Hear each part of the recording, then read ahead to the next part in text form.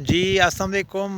राजा उमर अपने YouTube channel are you speaks के साथ आपकी खिदमत में हाज़िर है। और जनाब आज मैं यहाँ पर मुश्कपुरी टॉप पर मौजूद हूँ और यहाँ आके मुझे ख़्याल आया कि बहुत दिन हो गए हैं मुझे कोई अपना वीडियो बनाए हुए और अपने चैनल के ऊपर वीडियो लॉन्च किए हुए बहुत दिन, कम से कम 3 हफ़्ते मेरे ख़्याल में गुज़र चुके हैं। शायद वजह ये थी कि कुछ तदरीसी मसरूफ़ियात इस तरह से बढ़ गई हैं कि अब बिल्कुल टाइम नहीं मिल रहा। और जिस दौर में मैंने बहुत ज़्यादा वीडियोस बनाई, शायद वो लॉकडाउन सिचुएशन थी और उसमें मेरे पास घर में रह के थोड़ा सा टाइम निकल रहा था, जिसकी वजह से मैंने वो अच्छी खासी वीडियोस जो है वो अपलोड की थी अपने चैनल पर। टॉप के ऊपर इस वक्त खासी धूप है और गर्मी की थोड़ी सी हिद्दत महसूस हो रही है, और लेकिन यह कि हवा चल रही है यहाँ पर और हवा का इम्पैक्ट आपको ऑडियो में फील हो रहा होगा।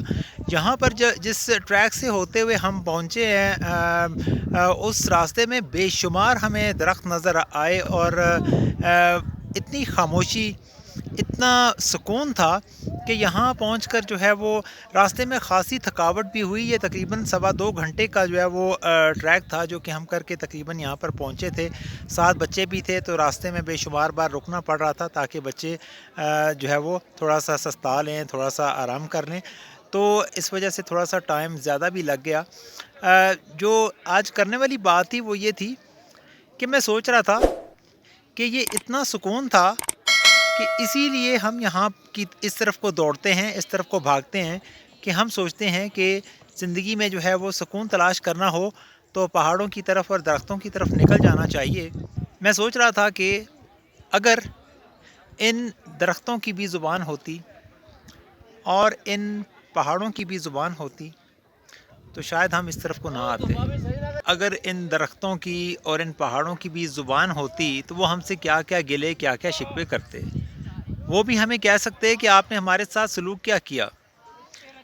और क्योंकि रास्ते में आते हुए बेशुमार जगहों के ऊपर हमने देखा कि जो है वो लोगों ने बहुत ज़्यादा कचरा फेंक रखा था, खाने पीने की चीज़ें, मिनरल वाटर की खाली बोतलें, और अब ये जो होते हैं चिप्स के पैकेट्स और इस तरह की बेशुमार गंदगी पहाड़ों के ऊपर हमें नज़र आई। तो ये एक बड़ी ही अफसोसनाक बात है कि काश ये जैसे हम अपना घर गंदा करते हैं या हमारे बच्चे घर गंदा करते हैं तो हम उनसे कहते हैं कि आप लोगों ने क्या किया, लेकिन जब हम पहाड़ों को गंदा कर रहे हैं तो काश ये पहाड़ भी हमें बता सकते हैं कि हम उनके साथ क्या सलूक कर रहे हैं। और बेशुमार जगहों के ऊपर हमने देखा कि कटे हुए दरख्त, बेशुमार जगहों के ऊपर हमने जले हुए दरख्त देखे। तो मुझे यहाँ पर ये फ़ील हुआ कि काश ये सारे के सारे दरख्त बोल के हमें अपना गम सुना सकते, अपनी बातें बता सकते, लेकिन ये उसी को सुनाया जा सकता है जिसके दिलों पर असर करे, उसी को बताया जा सकता है जो महसूस करे। जो काट रहे हैं, जो गंद फैला रहे हैं, शायद उन पर इसका कोई असर ही ना हो। तो मैं ये चाहता हूँ कि हम अगर इनमें ज़ुबान नहीं है तो कम से कम हमारा दिमाग तो है। हम अपने दिमाग को इस्तेमाल करते हुए यहाँ पर गंदगी ना फैलाएं, पहाड़ों को साफ़ रखें और हम इन दरख्तों को मत काटें, इन दरख्तों को मत ख़राब करें, ताकि हम आने वाली नस्लों के लिए एक रहने की अच्छी जगह छोड़ के जाएं।